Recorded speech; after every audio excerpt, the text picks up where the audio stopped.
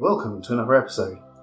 Seeing as this is my 20th episode, the format will be a little different this time, as I'm going to put my head in a box. Please say if you like this new format and if you have any other suggestions for the channel. In this episode we're going to describe how to see the easy to find open cluster M103. This is such an easy open cluster to see because it's right next to a bright star in the very recognisable constellation Cassiopeia, which looks like a giant W. Once you locate Cassiopeia, M103 can be found 1 degree east of the star Rokba, the bottom left star of the W as shown in this map. When looking through an eyepiece, M103 should look something like this.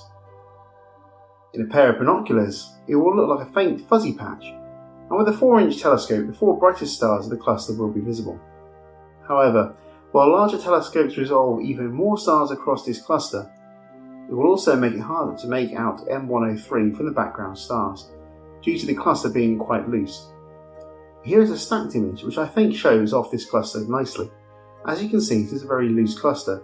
This was in fact one of the last additions to the Messier catalogue, and not catalogued by Messier himself. One thing this image does show is what a small and remote cluster this is, with only 172 confirmed stars, not all of which are shown in this image of course. The next image is a stacked image using a 3x drizzle, which is giving a very zoomed in view of the cluster, which I don't think improves the view at all. Sometimes too much magnification is not a good thing.